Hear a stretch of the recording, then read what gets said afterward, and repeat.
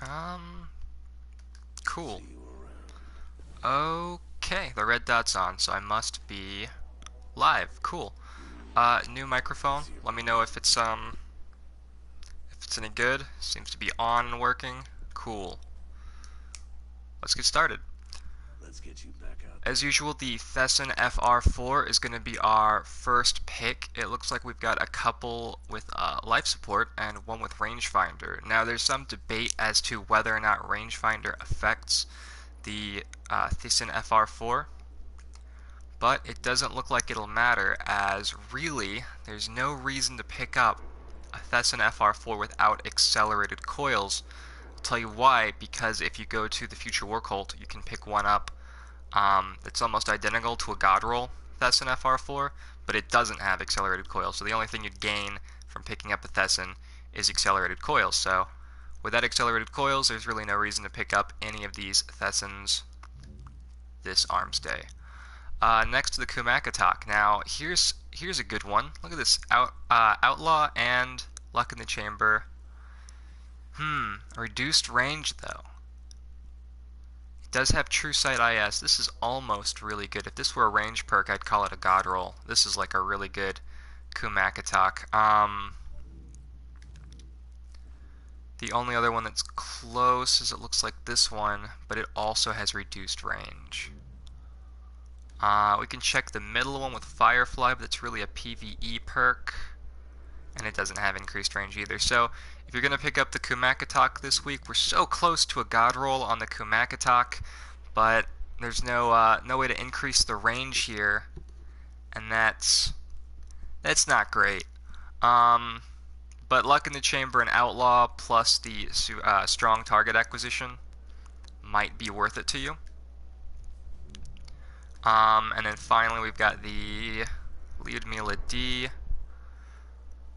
Man, no head seeker on these counterbalance rolls. We got two counterbalance rolls, and then we got it looks like a head seeker roll.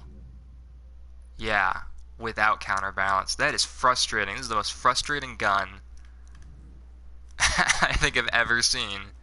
This is horrible. Like two counterbalance and one head seeker, and they're not on the same gun. All right, well that's disappointing. If you are picking up packages this week, you have the ARI-41, the Herja-D, the Lyudmila-D, the Kinjukoko-D, and the Tamar-D. This is a shotgun, it's terrible. This is a sniper rifle, it's terrible. The Lyudmila-D is on this character, and I'm honestly thinking about getting rid of it, but I don't want to until a God Roll shows up, so if you want to keep waiting around with me, pick one up. The Herja-D is pretty bad, and the ARI-41 is okay. It's not incredible. It's not going to be quite on the level as an Arminius-D, but it's not bad anymore. It's worth picking up, although I don't have the package for it, and I'm not picking it up, I don't think. If enough of you request me to pick up an ARI-41 package, and you've got a package that you don't think you need anymore, maybe the JLB-47 or the Lyudmila-D, then I'll get rid of that package and pick up an ARI-41 and start doing that every week. But until then, I'm just going to keep with the 9 that I've chosen. I think those are the most popular. I'm going to keep looking at those rolls. That goes for any week, by the way. If enough people request a gun that's for sale, if enough people really want to see, the Ufern every single week and the package rolls up, like feel free to be like, "Yo, Ian, we need you to put the Ufern on right now. We need you to take the Lyudmila-D off. Nobody cares about that." And I'm happy to change it out if there's enough of a response. Anyway, the ARI-41's not a bad gun. So you could pick that up and be pretty happy. The only thing I will say about it is the Righteous 7 from New Monarchy is the same gun. It's the exact same gun in almost every way, and it's got a pretty good roll on it. If you have it from before the vendors reset, it had a pretty good roll on it before too.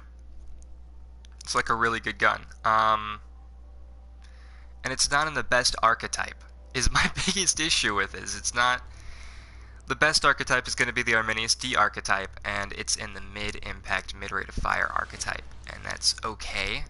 It's good enough, especially after the Arminius-D nerf, but really, if you're trying to be competitive in the Crucible, if you want to use the best weapons, you're probably not going to use an auto rifle. Not right now. Anyway, JLB 47. None of these have grenades and horseshoes. This is like 2 months in a row that we haven't seen the grenades and horseshoes JLB 47. It's terrible. The DIS 43. I don't know why I always compare it. This one has rangefinder, which you don't need on a DIS 43. Hip fire, which you don't need on a DIS 43. Luck in the chamber, which on a magazine of 19 is not going to be very helpful. At least this one has perfect balance, but it goes right over here with reinforced barrel. It's terrible. Snapshot's okay, but it's not great. And these scopes are pretty bad too, unless you like the SLO-12, which is, I mean, it's not a bad one. I live and die by the SPO-28. This is the best scope on, I think, any of the Suros guns, just because it gives you that little bit of aim assist, but not a lot of good DIS 43s this time around. I almost don't even want to check these other ones, but I will. Small bore, fitted stock. Why couldn't this be perfect balance and then not the SPO-28? Rangefinder with small bore, fitted stock. Again, why is this even a perk? I hate fitted stock. Nothing on a gun makes me as mad as fitted stock. It is directly worse than perfect balance in every way. It's just a lower stability increase. Why is this in the game? Ugh! Anyway, time for the 47 rolls, though, and we have 0 full auto rolls. Oh, man. You might be able to get away with a Zen moment roll, but hand-laid stock and high-caliber rounds. Alright, okay. So, in this roll's defense, it is actually pretty good. The only thing is you'll have to, you know, pull that trigger pretty quick. Pretty quick on that trigger. It is the fastest rate of fire, so your finger's going to get tired after a few Crucible games. But not a bad roll as rolls go. Hand-laid stock is great. High-caliber rounds is good on a DIS 47. Yeah, you could do this. But you shouldn't. I would just wait until a full auto roll comes along.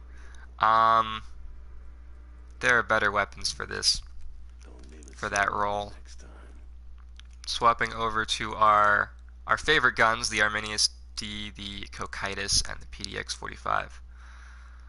If you were going to go with a high caliber rounds gun, I think it should be a pulse rifle. I feel like a pulse rifle is going to give a lot more flinch than even the high rate of fire scouts do. Or you should go with an auto rifle if you really want to go that route. But I mean, it's all preference, really. A lot of this is preference. The only thing I can do is tell you like which rolls have the best synergy, which rolls have the best stats, you know, which guns have the best stats. But when it comes down to it, I know somebody posted recently that what was it? It was the spare change 25. They had like a perfect roll on a spare change 25, and I was like, what? And it was like a really good roll on a spare change. And I was like, well, I guess if you rolled it and you're doing well with it, then by all means keep using it if you're getting kills. But like, I'm gonna stick to my PDX 45 because it's really consistent. Really consistent. Anyway. Alright. No full auto, DIS 47. It's also pretty upsetting. Oh well. Guardian. Our Arminius-D has no counterbalance roll. Alright, heads up, if you pick this roll, you're going to be really sad. Focused fire is terrible on an Arminius-D. It makes it into a worse version of a mid-impact, mid-rate of fire full auto gun. Just awful. Like, thought you ought to know. Yeah, none of these rolls are worth picking up. PDX 45, unflinching, might not be too bad. Perfect balance and reinforced barrel, could be worse. And SPO 28. So this roll's honestly pretty good. The reduced stability hurts a little bit, but like you get it right back with perfect balance, and it has the highest base stability of any pulse rifle in its archetype. Plus, unflinching doesn't totally suck. Unflinching's fine, especially for those pulse rifle wars where you're up against a grasp of Malak. Like, it does make a little bit of a difference. You could pick up the PDX-45 here and be pretty happy. I wish this were counterbalance. I wish this reduced magazine size, but like, if wishes were horses, right? None of these other ones are really great. Like, I don't think you're ever going to be hip firing it unless you're like being assaulted by a shotgun, in which case, like, pull out your shotgun.